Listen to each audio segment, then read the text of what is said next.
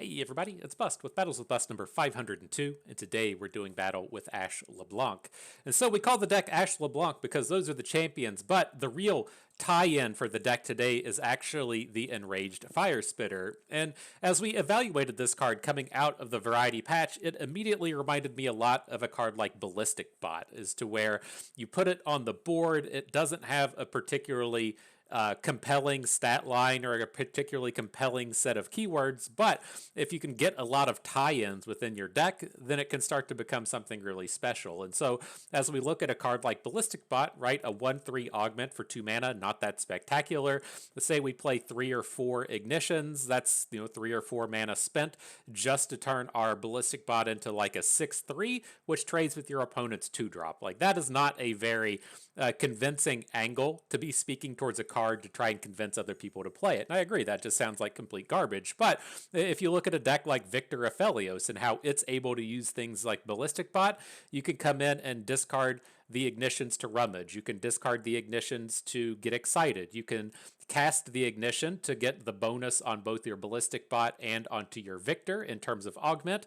Also helps in terms of leveling up your Victor. Moving over to Aphelios, you can cast the ignition to activate the Nightfall, so you have a cheap activator pretty much every single turn in terms of getting him up and running. And then as you do generate that 6 and 7 attack Ballistic Bot, you can potentially generate the Overwhelm fragment from or I should say the Overwhelm Moon Weapon from Aphelios to get a game-closing attack in. You can generate the Lifesteal Fragment to come in and gain 7 or 8 health. There's just an absolute metric fuck ton of tie-ins that go into that Ballistic Bot that turn it into something special. As it initially didn't look that impressive, now we've really turned it into something. And that's what I was really trying to work with the Enraged Fire Spitter, right? It has Dragon keyword, right? So maybe we look towards Shyvana, or we look towards something like Warden to the Tribes. It has Challenger, so maybe we find a way to give it Quick Attack, or we find a way to give it Overwhelm, so we can get a big Overwhelm attack in on an opponent's 1 health unit. It has this Elemental thing tied to it, so maybe we look towards Escalia or something in terms of getting all of these doubled up bonuses from the Elemental ability. Or if we really want to care about this damage, maybe we can look towards, say, Swain, right? This is 1 activation from the Fire Spitter in terms of a Swain deck, deals 4 damage, gets him pretty close to leveled up, also fits in a very nice curve of Swain into Fire Spitter into Leviathan into something else, or it can be used to activate your Ravenous Flocks. And so there's like just a bunch of ways that you can really get that additional strength factor out of the Enraged Fire Spitter, and that was what I really liked coming into this Ashe LeBlanc shell. A lot of the cards in here directly combo with the Fire Spitter, and so Glacial Saurion gets the keyword from the Fire Spitter. That's great. The Fire Spitter has Challenger, a giant attack, and a low health, exactly like Trifarian Glory Seeker, but if we're frostbiting our opponent's units, then we can get pretty strong attacks that way. Maybe we get to frostbite an opposing dragon, take it down to a 0/8, and then kill that dragon off with our Enraged Flame Spitter. Very powerful there. That damage-based ability we were talking about does work towards leveling up LeBlanc, and so we have that direct 8 damage attack, which essentially levels her up every time, but it also has that 4 damage spike coming out of the Elemental ability, quite powerful there. It activates and works with Bloody Business. It's just a huge number of tie-ins within this deck that makes the Enraged Flame Spitter really feel like it has a home. And so that was, the main reason I wanted to come into Ashe LeBlanc. I feel like this is a deck that people are pretty familiar with, so we don't need to talk about a lot of the ins and outs besides convincing you that Enraged Flame Spitter is good.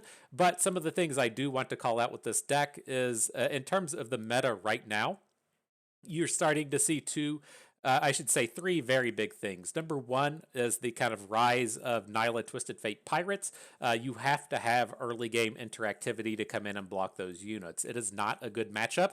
Pirates has never been a good matchup for the likes of Ashe LeBlanc, but that's why you're seeing the full 3 copies of Omen Hawk, the 3 copies of House Spider with the 2 Scholarly Pioneers. It gives us a little bit of something in the early game, so we don't just get completely overrun. Now, I'll say, I'm speaking to this in terms of ladder. If you're thinking in terms of best of 3, you could just look to ban that deck and then edit your numbers within this, but we're kind of in ladder mode right now. so we have to speak to that. Up next within those three things are the sigil decks. There's a lot of Volibear based decks running around trying to ramp into the new exciting units, and for that you need two separate things. You need a lot of aggression, and that's where things like Trifari and Glory Seeker and LeBlanc really help in those matches.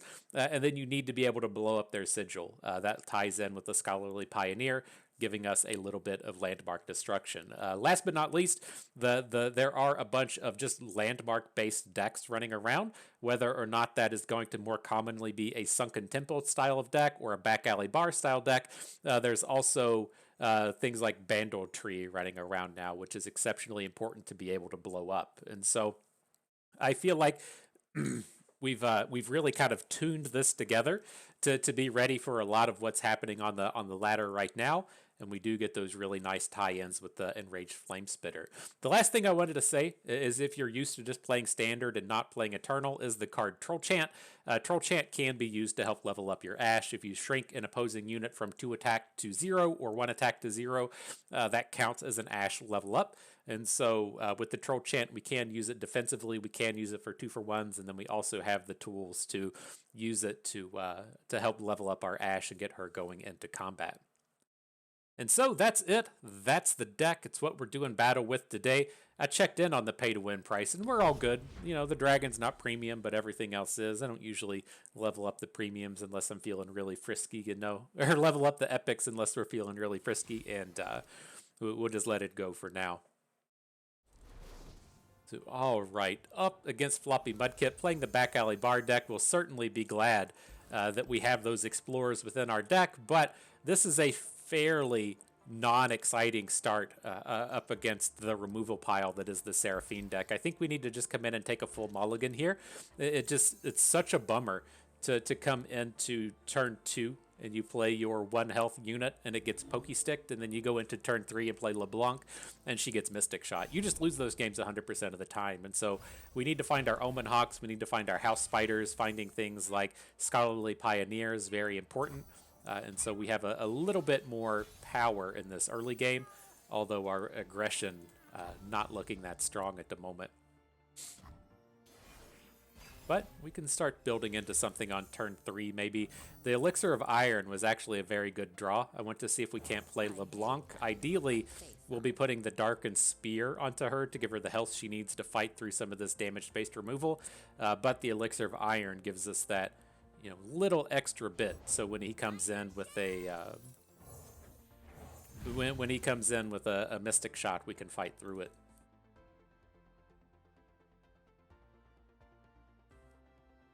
Okay.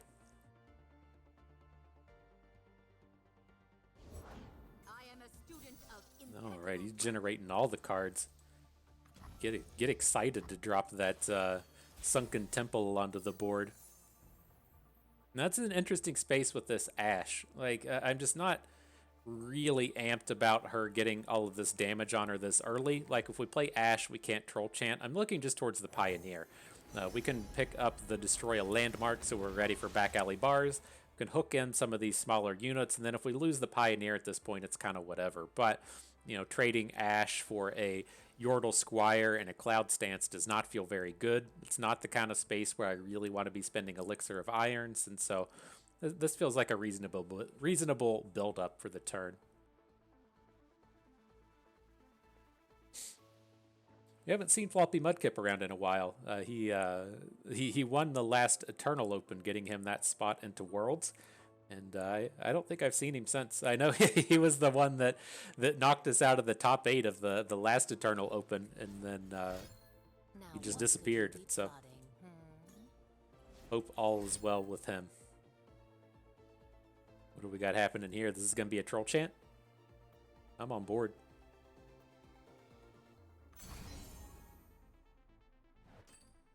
We got dealing. All right, I guess that's a lethal.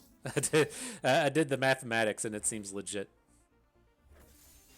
So I still don't have high hopes for our LeBlanc surviving this turn, but if she takes another Mystic Shot out of this, that's fine. And so we did at least get to level up Ashe a little bit. We got this Gust Monk down to 0 attack, so we can get the free hook in on it. And then we can try and do a similar thing with Ashe on these upcoming turns if we want to, where try and give her a little bit of protection with this this Darkened Spear.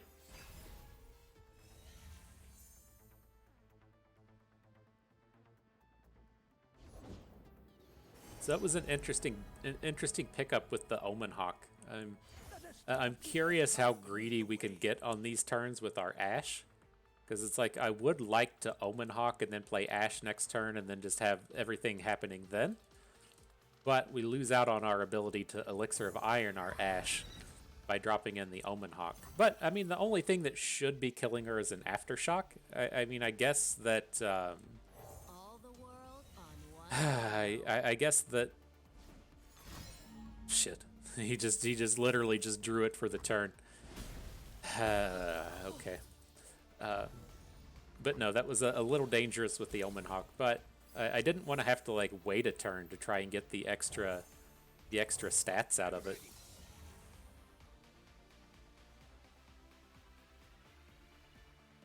Maybe that was too greedy. We really, like, losing Ashe to a single burn spell is so brutal. Like if you look to our LeBlanc turn to where he had to play 3 different spells to take the LeBlanc down, like that was pretty acceptable. But what happened to us here right now just like wasn't. that was just pretty not acceptable. But now we're just trying to spew out the entirety of our hand to fight through this turn a little more.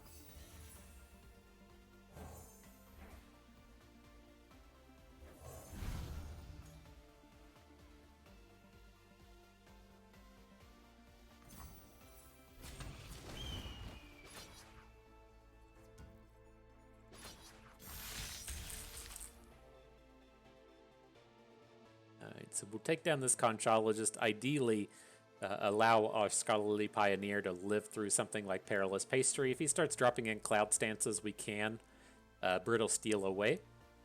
But we definitely need some strength to pick up here. Be sweet if we still had that Ashe, huh? Would be sweet. So we'll see. We feel pretty far behind. Like, this is one of these spots to where it's kind of reasonable to look at the board and be like, oh yeah, we're not that far behind. But we are super far behind at this point. No pressure on him whatsoever. Not being able to play the dragon this turn is a real pain in the dick. And so, all around, bummers everywhere.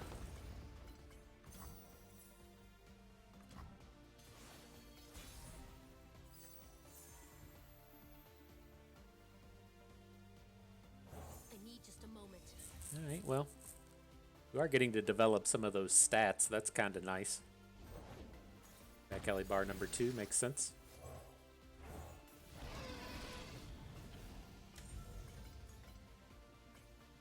So I'm going to just take the blocker out of the way. We could have considered, say, dragoning onto the Barkeep so we could then kill the Barkeep with the Pioneer, but, I mean, this forces him to have another unit, right? As it stands, we're looking to nug him for 14, and so we're almost there with the dragon, but I can't imagine he's like amped about seeing 14 damage potentially rolling through. Oh, that is just 14. That's lethal. I calculated it that way. Did he just play the trinket trade though? So does he get the Otterpuss? Is that what's about to happen to us?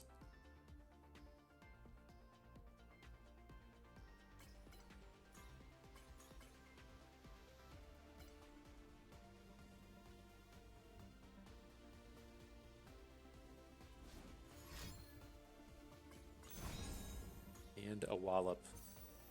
Not a bad... Oh, that was the minus cost from the bar. I was like, did you really just generate the wallop off of the bar? Not a bad way to have things go for the round.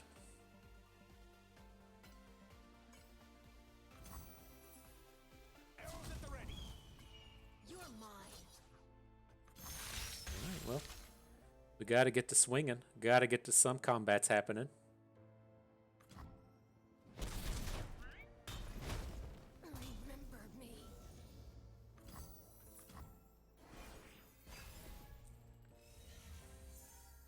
a House Spider. Not quite what we were looking for. I mean, we do have a Nanaka locked away under the Ice Veil Archer, but this just feels like one of these games to where I know that we have dudes on board and the opponent's, you know, kind of at the edge of death, but I feel like we probably lost this game like 4 turns ago, and we're just we're just dicking around at this point. I think we realistically lost at that turn where we didn't protect our Ashe, right? You can fight through a lot with the back alley bar decks if they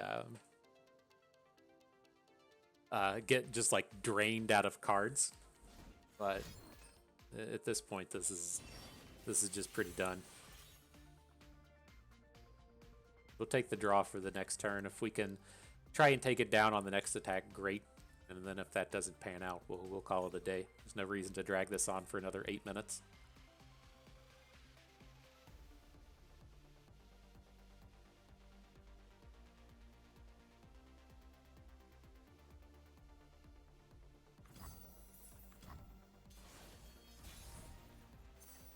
What have we got? Bloody business.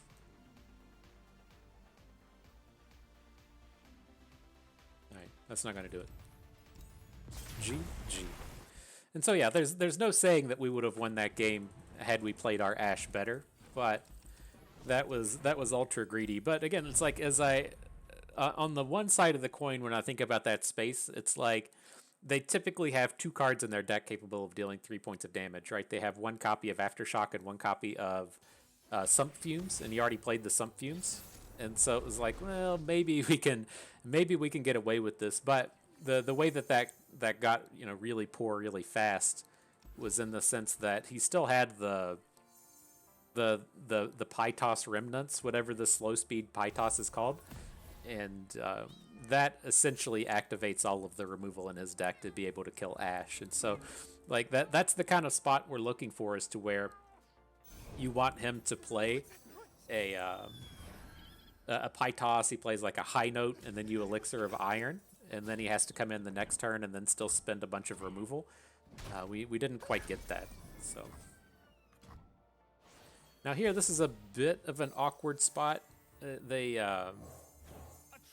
As we go up to battle against Nasus, I don't like coming in and making those early game trades, but you have to kind of do a little bit of balancing in terms of... interesting. Yeah, you have to, that should be a Avenging Vastaya.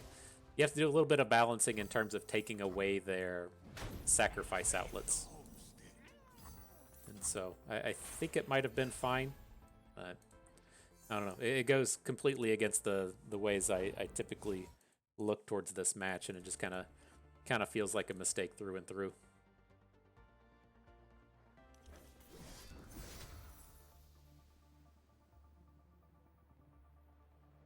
Places to go, people to be. Let's see if we can't get the big friends on board. Never blocking. See if he's got the hate spike to take our LeBlanc down. Again, this is like another one of these places to where I can see an argument for playing Omen Hawk, so that we get to bank the mana and roll into the next turn, but we don't have any tricks at this point, and the only things the opposing deck should have are going to be hate spikes and like Vile Feasts, and so there's just not a ton of removal coming out of the Nasus deck that can actually manage a LeBlanc. So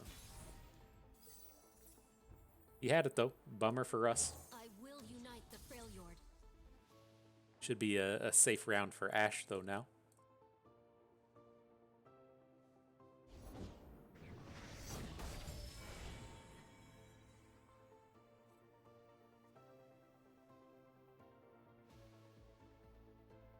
Bummer Central, you know? Bummer Central.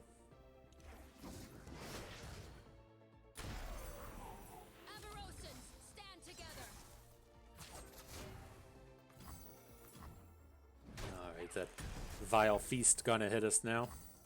Oh, she survives the round. I'm proud of you, girl.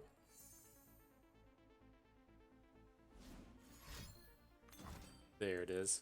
I didn't watch where that one came from out of his hand, but I assure you it was probably the card he just drew. He would have 100% played it last turn when when we were tapped out. Faster than my arrow? I think not.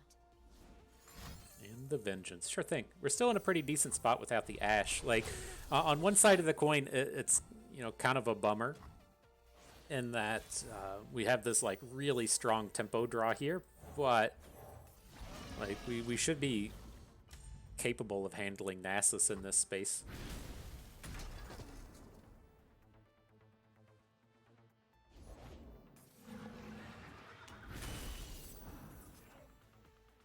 The Spectral Ironhound. No real need to get involved in combat right now.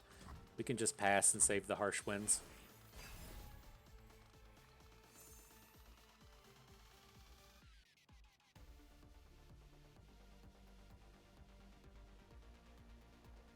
It did get the stat boost onto the Assessor. This is the spot that I was kind of worried about in the sense of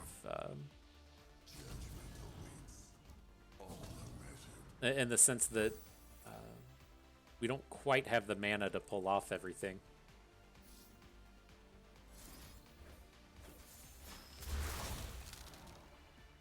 But we can put our dragon in front of Nasus. That's going to get him down to 2 health, so then we can still go for like a Brittle Steel Calling Strike. But it's like we're a little bit behind now.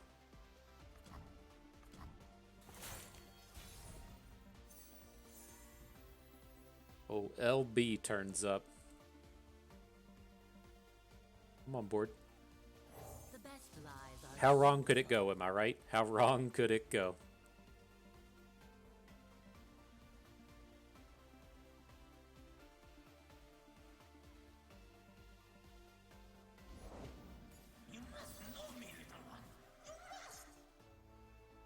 Is it too greedy to add the Assessor right now? I don't think so. We need to have something go right.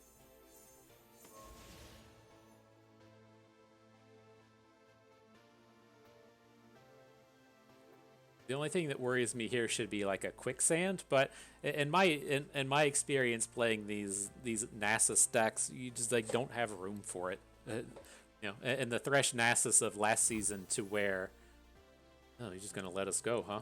Okay, let's build up. We just drew a fuckload of cards. I think this is very recoverable now.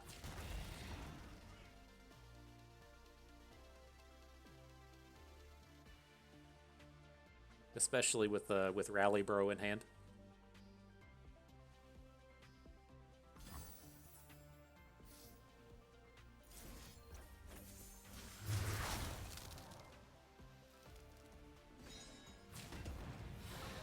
so obvious.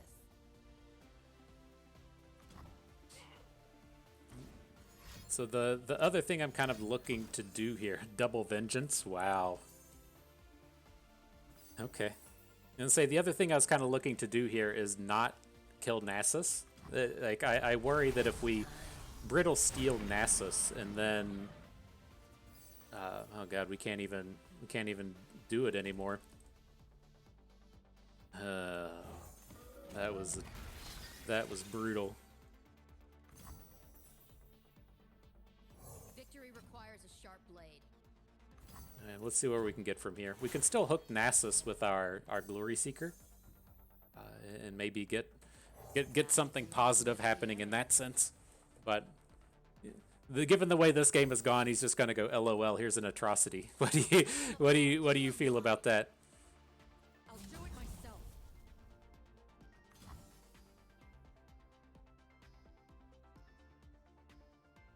We'll say okay. Of course, my friend. Of course.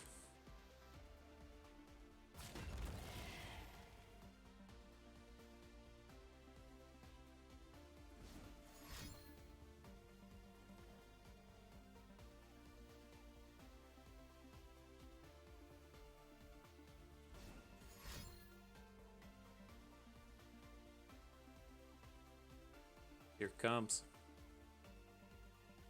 Thankful with the troll chant putting us in the spot to where it can get us out of this mess. So we lose LeBlanc with this. She's so good in this space though. Like, I would feel so much better if we had a flash freeze. Fucking fine.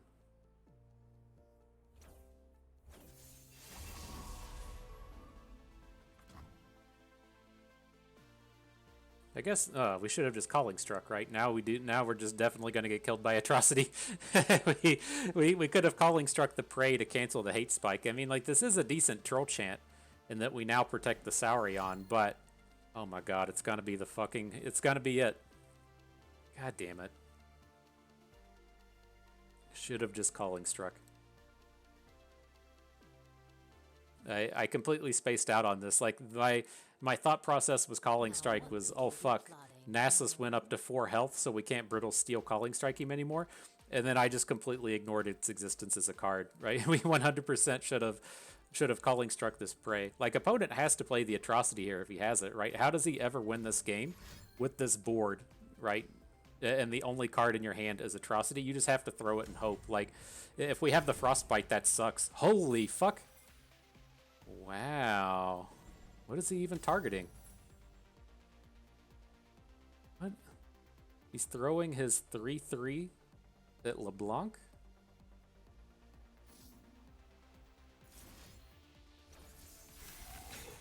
Is that what just happened? Why doesn't this Nasus die? Oh, I see. Okay. Never mind.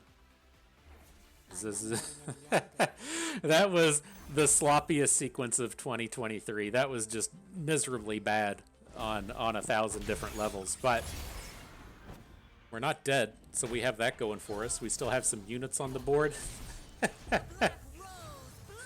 Jesus. I don't know why people even tune into the channel. It's probably just to hear my hick-ass voice and to hear me talk about deviled eggs and movies that came out 15 years before you were born. It certainly has nothing to do with the quality of the gameplay. Oh, boy.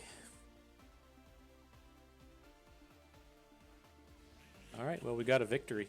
Well-deserved victory is what we got there. Jesus.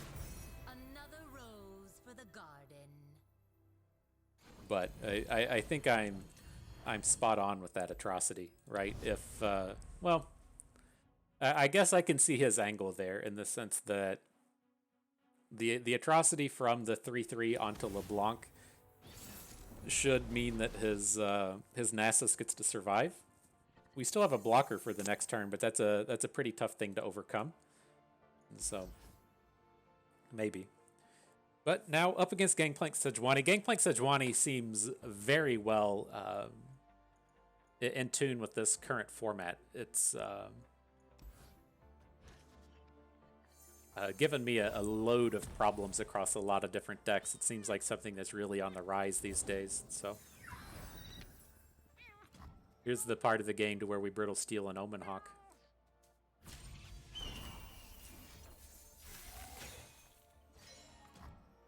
What do you think are the chances he's going to warning shot us anyways? What do you think? He's thinking about it. Doesn't do it. Aight. Does have the Tusk Speaker though. Bit of a bummer. Like, if we could have gone through the first 2 turns without the level up, it does a ton in terms of being able to win the game. But now that he's gotten the turn 2 with the Tusk Speaker and then the turn 3 open, it's going to be pretty tough for us to recover through. Especially when we're drawing all these dum-dums that can't block.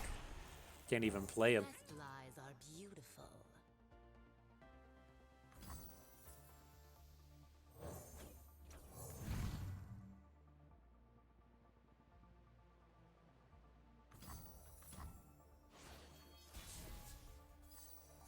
What you got for us? Omen Hawk turning up. Okay. Sure. I like seeing this block though. It's very positive for us. You know, as at least the way that I've typically had the games go playing Gangplank Sejuani is you're really willing to go out of your way and do everything you can to level up as often as possible. And you know, now it's very challenging for him on this round to get wider than our board. So maybe he's just done. He has that warning shot in hand and doesn't care about all this other stuff, but I think it's all, you know, pretty reasonable for our team.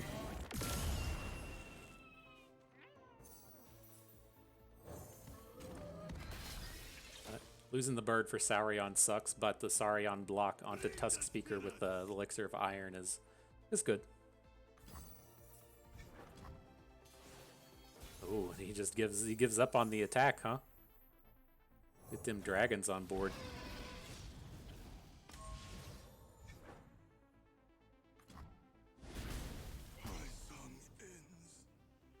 Comes Sejuani. Yep. So we could hook the Sejuani out of combat to punch in for the 10 damage. I think I'm on board with it. It gets us very close to killing with the Saurion on the following turn. And then we do have another 2 damage to face coming from the Flame Spitter. What a treat.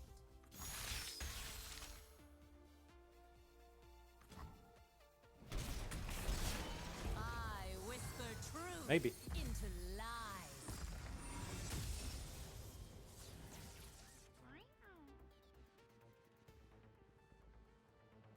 Very close, very close.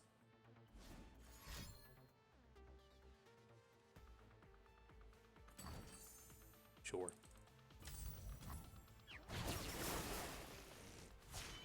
It's like, yeah, we're not super worried about the Sejuani on this next turn. Like, if he has the Gangplank, we're pretty fucked since he can wipe out our LeBlanc and stuff with it. But this one's frustrating. It's like I know it's not a particularly strong match, but a lot of this has been nonsensical.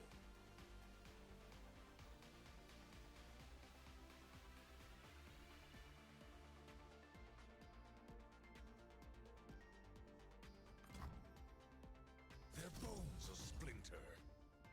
All right, but we have the harsh winds. It's gonna stop a piece of this. We're gonna have the Elixir of Iron onto our LeBlanc. Everybody's going to get frostbitten, so they won't deal any damage. No reason to put the blockers down there. But we're not dead.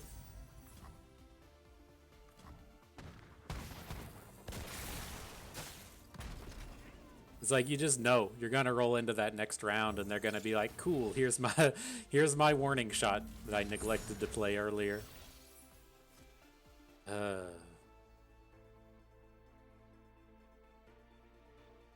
So how does this work if we want to just open? He's going to have 3 blockers.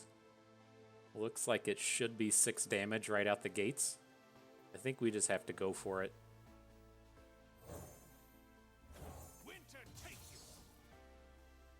Like, I think the chances of us getting hit by a warning shot are exceptionally high. It just kind of is what it is. Tactician was a sick draw. Assuming we get through the turn. Smoke and mirrors. Right, he blocks the big ones. We need the 6, of course. I'll take my time. Of course. Hi, GG. I gotta quit talking trash about the opponent. Maybe that was their first time playing Gangplank Sejuani, but it's a very rough matchup. Again, like it's very well positioned in this meta.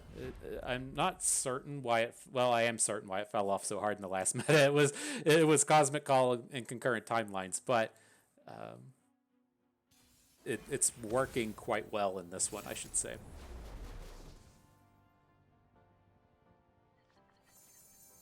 All right, moving on, moving forward, up against Ekko Jinx. Reasonable enough start, I think. It's not a particularly aggressive opener. They're going to have a lot of early game blockers for these dum-dums, but it does set us up nicely going into turn 4.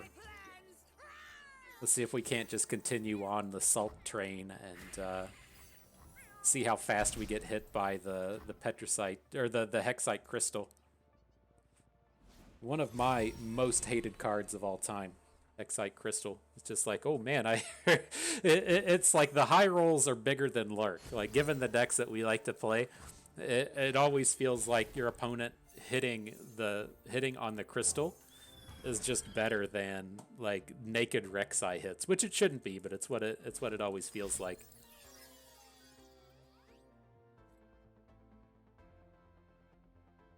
It's like so many times playing against Ekko Jinx, it feels like literally all that matters is if they hit the crystal on the predict. Like that and I don't know. That's not the lottery ticket I like to scratch off. Drop border. Oh, there we go. There we go. Real good to see you. Cool. Cool. At least LeBlanc got bonus stats. She got the chance to party next turn. So we'll drop the Pioneer. We have the choice. Do we want to go for a not going landmark? It's do you want to take the keyword thing to potentially take the keywords off of Ekko, or just go for the heal? And I'm just gonna go for the heal in this one. Like I think Ekko should be manageable. With the various flash freezes and stuff we have, the way that we're going to suffer is if he gets a big big like Jinx board going and we can't get it removed and he's just throwing Death Rocket after Death Rocket.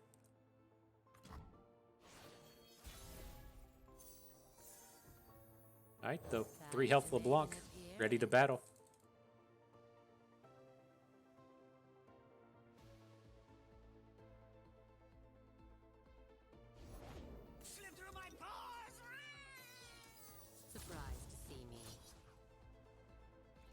Do we even want to bother taking the unit off the board? Probably need to. He's getting kind of worn out of stuff, right? He really needs to hit an Ekko or really needs to hit a Jinx. And my concern with not taking the units off the board are going to be that we can't really win the game, right? It's going to take us 1,000 turns to attack through this stuff if we don't have an Ashe.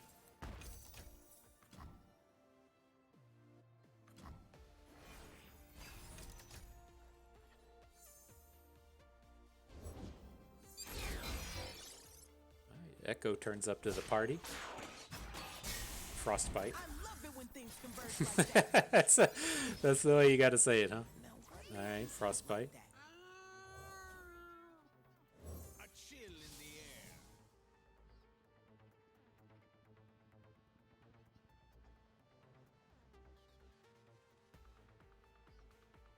So I'm looking on this turn. I want to heal the Scholarly Pioneer, get it back up to 3 health so it doesn't immediately die to crystals. I want to get the Glory Seeker on board so we can use the Glory Seeker to try and hook down Ekko, and then we got to keep Troll Chant up, right? I don't want to lose our Glory Seeker to a crystal right now, right? If he crystals next turn, then whatever. He gave us he gave us the chance to untap with mana. It's the one right now, killing off the Glory Seeker I want to protect against.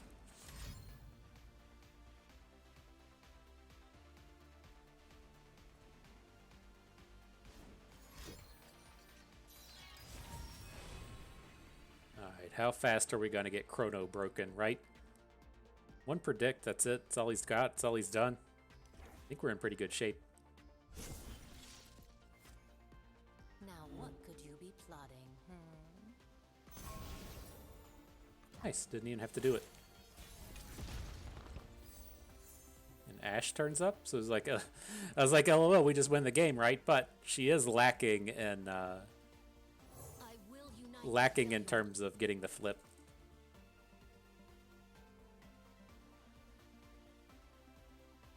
Curious if that's incorrect in the sense we could have been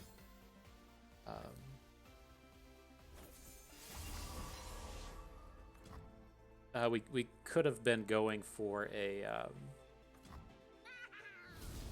like the card draw off of the Assessor.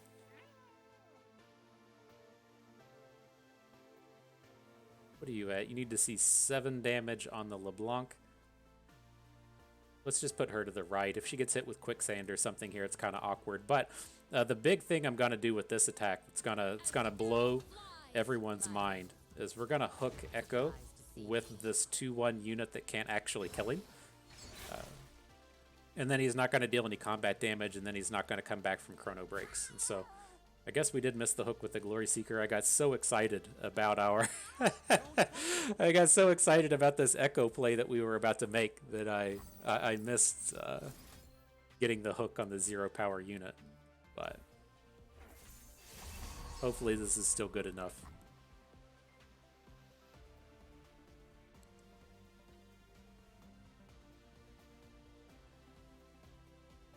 That's the play of the day right there, though. You know the opponent just immediately predicted into chrono break. That's the way. That's the way this bullshit works.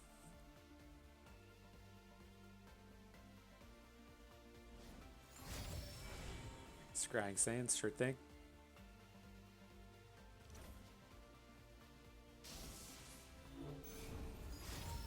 Scrying Sands number 2, you got it. You gotta like seeing that. I guess chrono break wasn't on the table.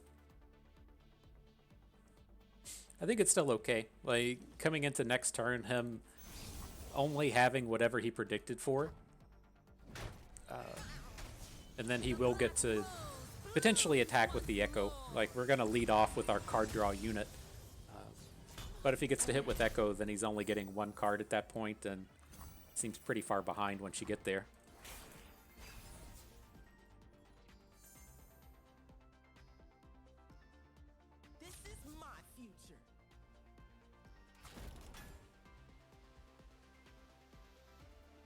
That would take us to 6.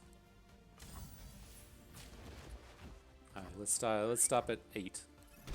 So this way, if his last card or the last things he's going to be pulling up here are Jinx, then we do have an angle towards E-Lane. Sure, we'll have an angle towards surviving multiple death rockets. Like it doesn't feel great with the death rockets. What I mean by that is we can go into the next turn and play cards and not have to just win immediately on an open attack. So, right, if we fall to 6, then he gets to attack and do nonsense. When we look ahead, we know how to prepare. So when does the crystal come in? Does it come in now or does it come in next turn?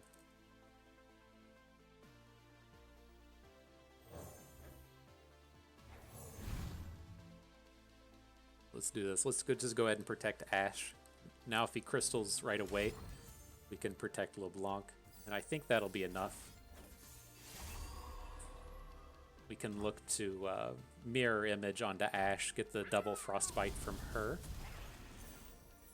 She's at 4 ticks out of 5, so she's definitely gonna flip.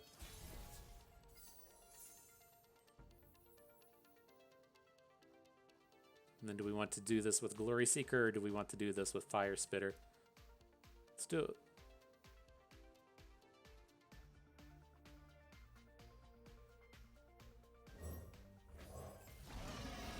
YOLO, right? We gotta get our big boy on board. He's only got access to 1 card. What could go wrong?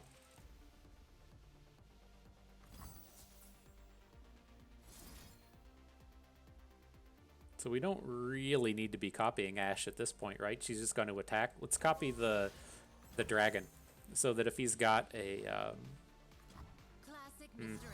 I'm gonna say, so if he's got a Mystic Shot, we don't just get completely smoked. We're gonna get like little smoked if he's got a Mystic Shot to take down the Ashe, but not as bad as if we had cast the mirror image on Ashe and then he got to take her down right there.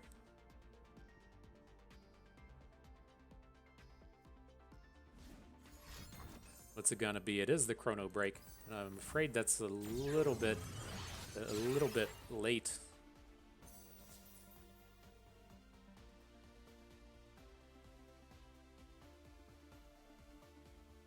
So we just do these friends. Ashe is going to target Ekko. He can't block. Hook these friends in. Got that lethal. I'll lead us to victory.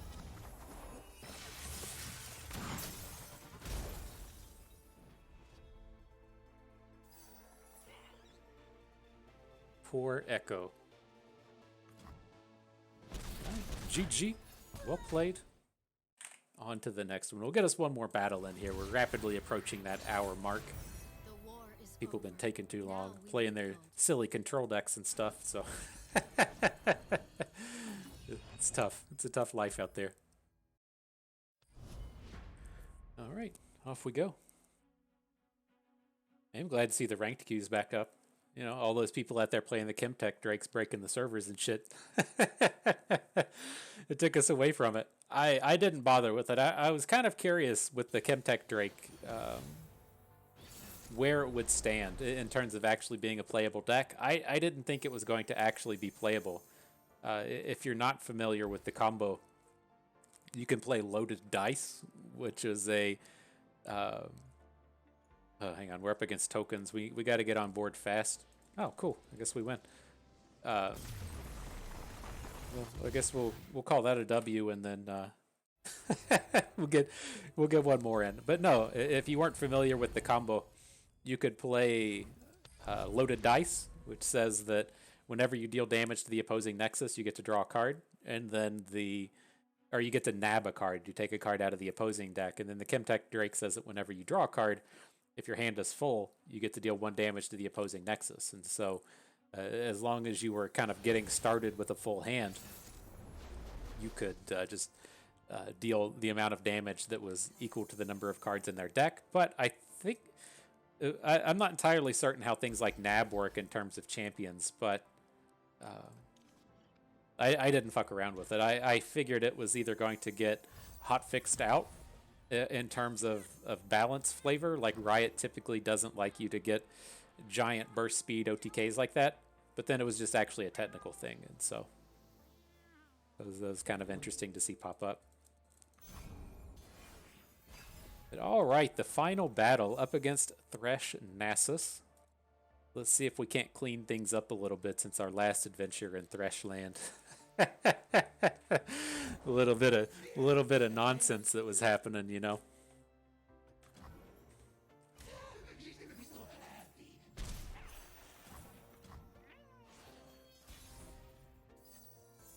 Alright, so there's no reason to get super involved with this Cursed Keeper. We're definitely playing the Scholarly Pioneer this round. We should just be safe to go for either the heal or the Blunder. I'm going to take the Blunder in case we need to take a Fearsome off of a Nasus. I don't typically worry about our health total in this match. Like, you have to care to a degree, but there's typically not that big of a problem with, you know, saying you're at 17 and your opponent's just kind of like LOL. That number is way too low. I'll just kill you with Nasus from 20.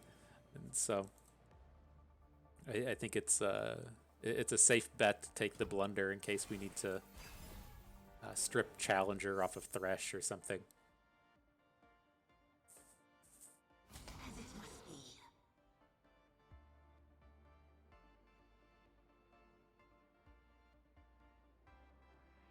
Alright, no blocks.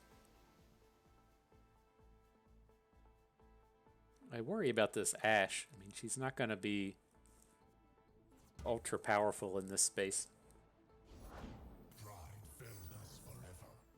I'm going to just save her for next turn. The problem with playing Ashe next turn is that it's like this curve doesn't work. I think we play her now.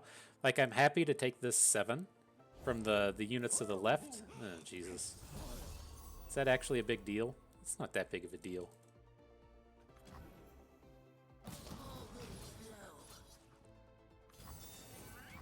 And what's he gonna... He's gonna try and, like, Vile Feast our Ashe or something?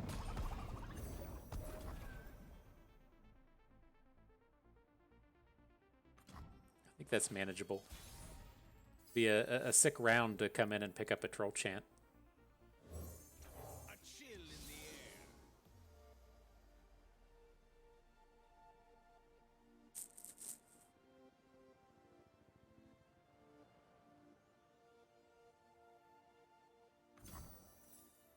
We gotta drop the Glory Seekers. Nasus, he's a 6, or Thresh is a 6 health, right?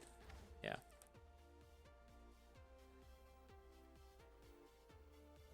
Sharpen the blade, secure the kill. But we have a reasonable enough attack here now. should get to attack with Ashe and have her be safe. If we really have to like bob and weave and protect Ashe with the Elixir of Iron in the face of the Blighted Caretaker, I think that's fine. Interesting. For glory, you are mine.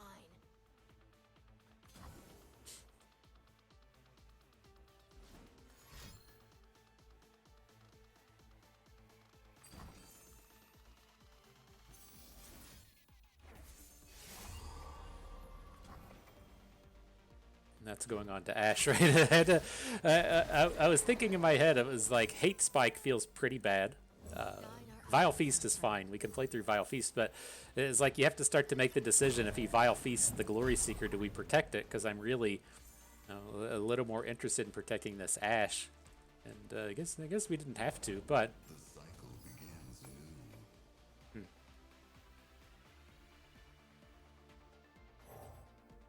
Alright, he's got the big dog. We got the big dragon. Let's see who is victorious in combat. Sure. My money is on the dragon.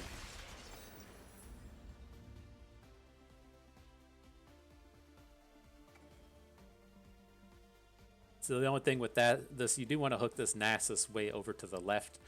You don't want to land on getting random trades off of these small units and then having Nasus grow in the middle of this combat. So it's pretty reasonable to think that he might grow from 7 to 8. 8 to 9 should be kind of hard, but even if he goes from 8 to 9, I think we still end up winning this game. We'll have to see. Like we have the tactician in hand and ready to flip him.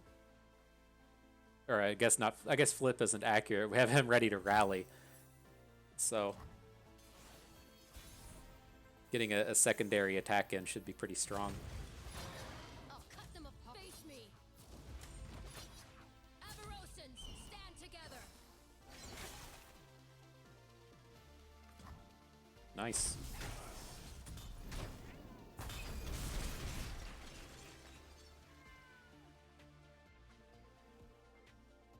So it's like now if he just plays a big unit, we should be in pretty good shape. We just win if he plays a big unit.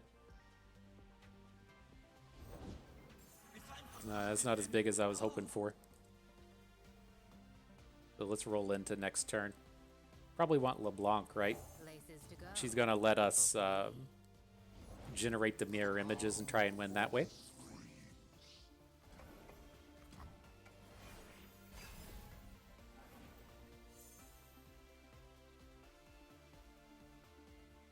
So we'll look to Archer on Thresh and then play Tactician. I don't think he's gonna be able to flip the Thresh.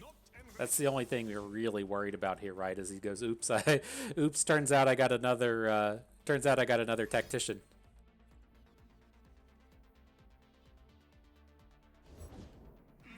What was that? He was gonna cast a spell and then he pulled it back.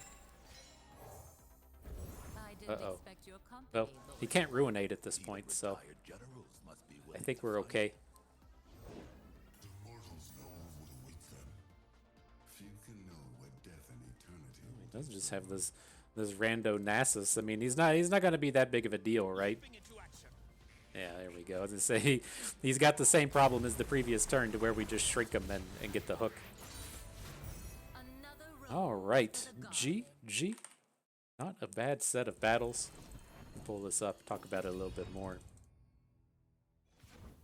And so I think we got to hit on a lot of the high points of the deck, a lot of the things that I was really trying to kind of pull off with the Enraged Flamespitter, right? We got to show off those really big hooks in that last game there against Nasus. We got to show off his kind of tie-ins to LeBlanc and being able to get those big level ups on her quickly and then also be a pretty reasonable unit to copy.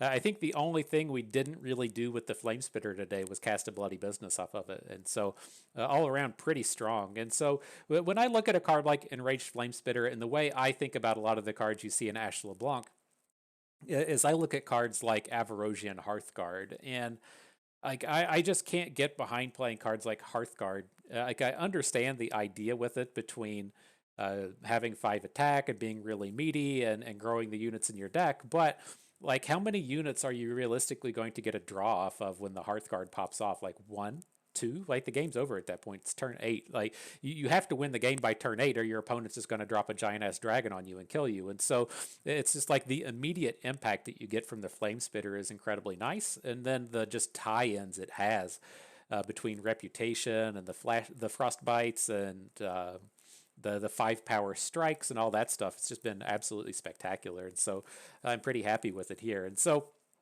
that's the deck. That's where I kind of stand on it at this point. I think we hit pretty much everything in terms of the unit selection is here as well. You have the House Spiders and the Omen Hawks as we got thrashed by Gangplank Sejuani. Sorry if we were harsh on you, Gangplank Sejuani guy. I had no ill intent, and so apologies if we were. But that's why you're seeing the things like Omen Hawk and House Fighter in here just giving us a touch of early game interactivity for some of those bad matchups.